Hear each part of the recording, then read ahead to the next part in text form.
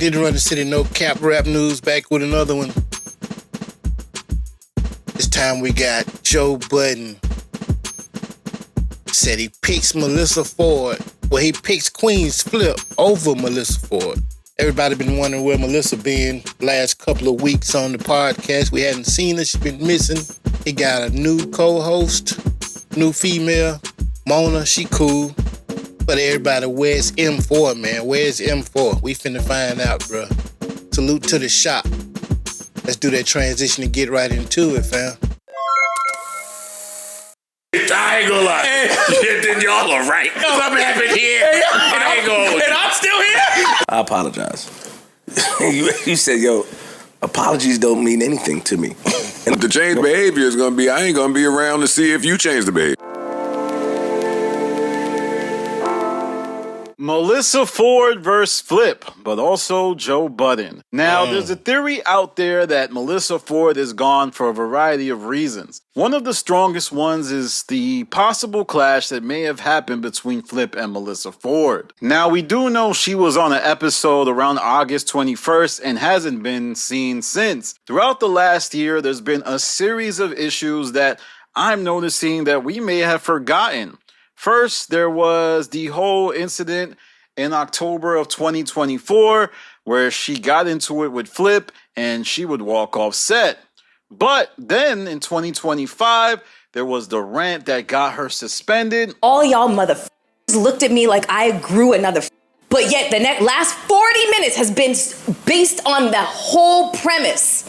Y'all get on my nerves sometimes. And then there was the April 2025 Drake controversy. Used as a tool to get, you were used as a tool initially to get under Joe's skin. I didn't fall into anything. Like, do you know what I've had to listen to for the last 20 years? Yes, I'm going to champion a song that celebrates the shit out of me. Absolutely. When I've been mocked for 20 years. And I think that... Yeah, she, we can't be mad at her for that, though. That's just like anybody. If Drake shouts you out, you're going to be, you're going to be hype about that shit, man. Especially a female, so. But, yeah, she could be kind of tripping. You know, she working with Joe. She know Joe and Drake got issues. She know why Drake did it, actually, to get under Joe's skin, and she still, you know, kind of played it into it, fell for the trap or whatever. But, you know, it's two ways you can look at it. I'm just being real about it. Two ways you could look at it, from her end and Joe end. I don't think it was a big deal, though, you know, me personally, but it is what it is. Let's continue, bruh. Cass kind of saw that as her being fake and phony. I don't think it was a big deal, but I do think it was a testament and reaffirmed what members of the show already thought. And April was also the month, you know, she would get suspended again. It's like I'm not allowed to acknowledge the things that everybody else acknowledges. I see a lot of comments, that say there is a lot of dogpiling. Whenever Melyssa talks, there's constant interruption or there is a badly placed joke to kind of dismiss what she's saying or just kind of undermine the conversation and move it in another direction. Now, as I was doing content on my channel about her weird, random, unexplained absences from the show, a lot of people in the comments would say that I was making stuff up or that I didn't know what I was talking about. But I would always combat that by saying one of Melyssa Ford's greatest issues was that when she would shut down, she didn't participate in the show. That last breakup, right? Yeah, after that little Uber to the Bahamas, over. Oh, no, I was outside. I mean, you thought I was. You thought. Hey. It's fine, guys. I'm glad to be. I don't know what it's doing. I don't know what they expected from a lady on a podcast full of dudes anyway. You know what I mean? Me personally, I thought that was a bad move to even add her because of stuff like this was going to happen. You know, they be talking about man shit and, you know, locker room humor and shit like that. And I don't know what they was expecting her to do or her to say, especially one woman. I could see if they had two of them where it's more even, you know what I mean?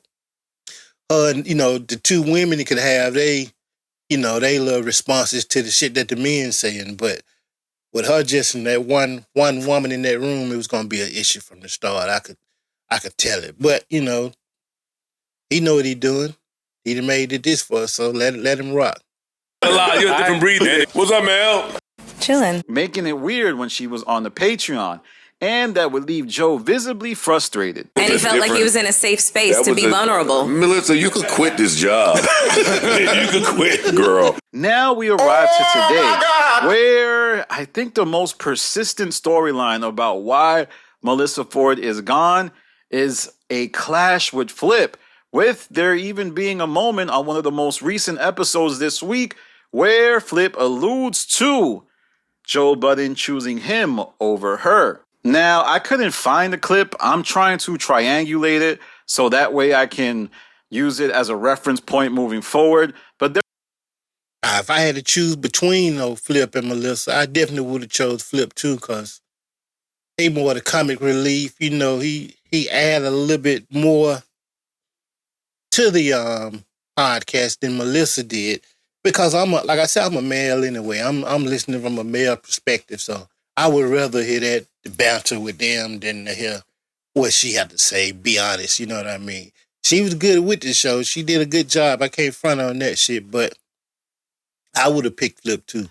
Ain't no way around. I would have picked Flip. There's enough tea leaves to come to the point that, hey, Melyssa Ford and Flip could no longer be. And the reason why I think people are kind of positioning this wrong as far as Joe choosing Flip over Melyssa Ford, it's really not that. Joe is choosing himself over Melyssa Ford. Joe Budden is not going to give in to any demands or any type of request from Melyssa Ford, not because of anything other than just of her contributions. Melyssa Ford's contributions have not been strong enough for her to ever demand anything. And if she demands anything, it will be because she is leaning into woman empowerment, HR type tactics, and she hasn't participated in the show to an extent where she could be the shot caller or anything like that. Like, I think if Mark Lamont or Parks were to make that call and want Flip removed, then he would be gone.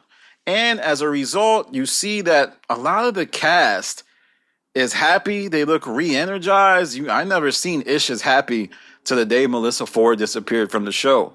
Same for other members of the show. I know this Parks seems more excited. I think the only person that doesn't seem excited is Flip, which is weird because he seemed to dislike her the most. And there was even a recent episode where Joe seemed moody and he barked on the cast for having their phones out. Next week, I'm not letting nobody on this set with a phone. Then it just looked like he was at his wit's end with a cast that doesn't seem to respect him to the extent that they should for the amount of money that he apparently pays them. Now, what was funny is that later on, he would get a call from somebody and he would have to walk off set himself. Comfortable in the position you're in because there's no pressure to do anything else. Lock that up. All in the bag, man.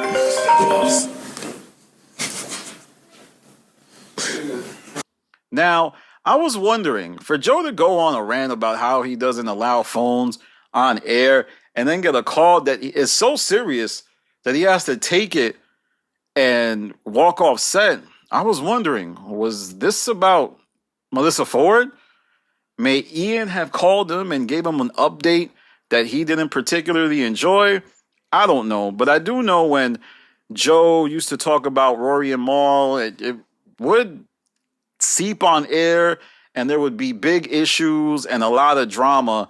And sometimes the way he would act on air was as a result of that. Then there was another instance on a recent episode where Flip would go into this diatribe about how, he apologizes and, you got to be able to apologize for certain things. As you told me the time, I said, yo, I apologize. You said, yo, apologies don't mean anything to me. And I agree with you. But Joe Budden calls him out and says, yo, you have been pretending to apologize for the last few years on the show. Yeah, the best apology is change behavior, which you never do. So I was just getting ready to say. So your apologies. Yet every time you end up doing the same exact thing. And I really think the reason that he's allowed to be on the show is just because I don't even know. I can't even answer that question. I'm Like trying to comic go through the relief thought process. But when you reflect on Joe Budden's time on the pod, it's wild to me how he had so much energy for Rory and Maul being unprofessional, but he allows QueenzFlip to roll without any type of real retribution. It's always like, yo, he's dynamic. You gotta let Flip flip. And I think it has made his business look like child's play and represents how much Joe really hasn't grown in terms of his acumen. I don't agree with that. Like I said, I know exactly why QueenzFlip is there. He entertaining, bro. He way more entertaining than Melyssa Ford was. He'll play into the jokes. He'll get some jokes off. You know what I mean? So that's just my take on it. This still didn't answer why Melyssa Ford is gone or whatever happened. I don't know, but y'all go check out this video. It's on the shop. It's gonna be linked down in the descriptions. Y'all hit the like button, man. Tick Nigga Run the City, No Cap Rap News. Peace.